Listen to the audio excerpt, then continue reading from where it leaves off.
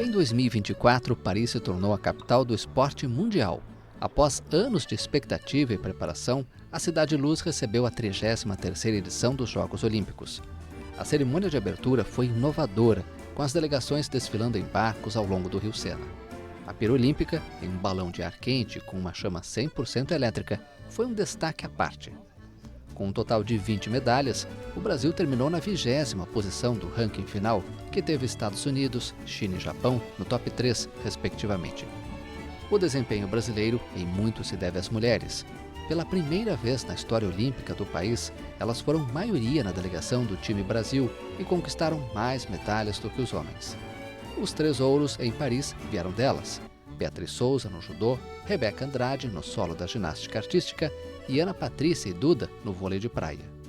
A capital francesa também foi palco da consagração de estrelas de peso do esporte, como a ginástica americana Simone Biles, o judoca francês Teddy Riner e o lutador de wrestling cubano Mijaín Lopes. Polêmicas marcaram os Jogos, principalmente no boxe feminino. As atletas Imane Khelif, da Argélia, e Lin Yuting, de Taiwan, foram acusadas pela Associação Internacional de Boxe de terem apresentado cromossomos masculinos em testes realizados antes da competição. O Comitê Olímpico Internacional negou qualquer polêmica e manteve as boxeadoras. As duas saíram de Paris com medalhas de ouro, a argelina na categoria até 66 quilos e a taiwanesa até 57 quilos. Nos Jogos Paralímpicos, a participação brasileira foi a melhor da história. Pela primeira vez, o Brasil ficou no top 5 do ranking, com 89 pódios conquistados, sendo 25 medalhas de ouro, um novo recorde. A China foi a grande campeã, seguida pela Grã-Bretanha e pelos Estados Unidos. No futebol, a seleção brasileira viveu um ano bastante conturbado. O técnico Fernando Diniz foi demitido logo na primeira semana de 2024, poucos dias depois de Carlo Ancelotti ter renovado o contrato com o Real Madrid. Por meses, os brasileiros viveram a expectativa de ver o italiano comandando a Canarinho, já que a CBF havia anunciado que tinha um acordo com o treinador. O jeito foi encontrar uma solução dentro de casa. Dorival Júnior foi o nome escolhido para o ciclo da Copa do Mundo de 2026. Mas o desempenho, até o momento, está abaixo do esperado. O time não convenceu em campo e ocupa a 5ª posição das eliminatórias sul-americanas, 7 pontos atrás da líder argentina.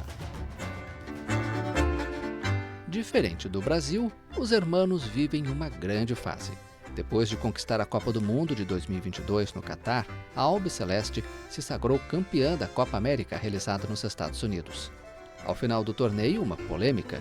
Em um vídeo transmitido ao vivo durante a comemoração do título, jogadores da seleção argentina foram flagrados puxando um canto com termos racistas, que fazia referência à origem de alguns jogadores franceses, além de conter insultos homofóbicos. O racismo também mostrou sua cara na Espanha. O atacante Vinícius Júnior foi por diversas vezes ofendido em campo e fora dele. O caso levou alguns torcedores rivais a serem presos e condenados. A ligação entre futebol e as páginas policiais teve ainda outros capítulos, como os chilenos Jorge Valdívia, já aposentado, e o ídolo Arturo Vidal, investigados por agressão sexual. No Brasil, o ex-atacante Robinho foi preso após a justiça entender que a condenação por estupro na Itália deveria ser cumprida em território nacional. Outro ex-jogador da seleção, também condenado por estupro, deixou a prisão após 14 meses de reclusão. Daniel Alves pagou uma fiança de 1 milhão de euros, teve seu passaporte retido e o caso segue na justiça com apelações tanto da defesa como do Ministério Público. Na Argentina, 2 jogadores da seleção francesa de rugby foram acusados de estupro durante uma viagem ao país sul-americano para um amistoso. A dupla chegou a ficar presa preventivamente, passou para a prisão domiciliar e algum tempo depois pôde voltar para a França. Uma das maiores polêmicas do ano foi o Prêmio Bola de Ouro. Apontado como favorito, Vini Júnior acabou ficando em segundo lugar na disputa, superado pelo espanhol Rodri, do Manchester City. A conquista da Eurocopa pela Fúria parece ter pesado mais entre os jurados da premiação do que a Liga dos Campeões, vencida pelo Real Madrid, em que o brasileiro foi protagonista.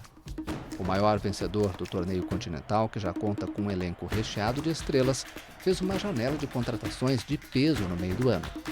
Desembarcaram no clube os atacantes Mbappé, um sonho antigo de consumo da diretoria merengue, e a jovem promessa brasileira Endrick.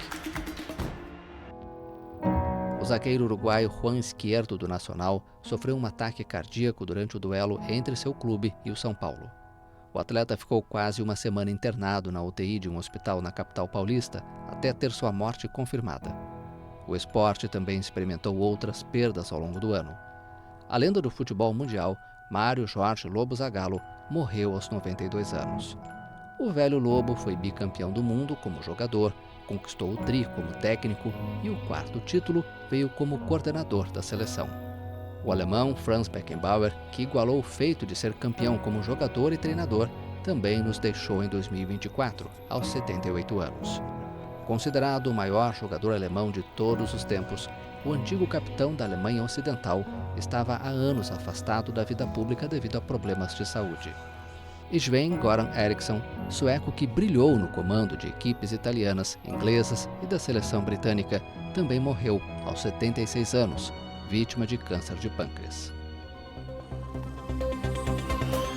Na semifinal da Libertadores, torcedores do Peñarol protagonizaram cenas de guerra no Rio de Janeiro. Horas antes do jogo contra o Botafogo, mais de 250 uruguaios foram detidos sob as acusações de que cometeram uma série de atos de vandalismo, incluindo saques e depredação de estabelecimentos comerciais e veículos. Na grande final contra o Atlético Mineiro em Buenos Aires, o alvinegro carioca confirmou o título inédito. A glória eterna veio após um jogo digno de cinema.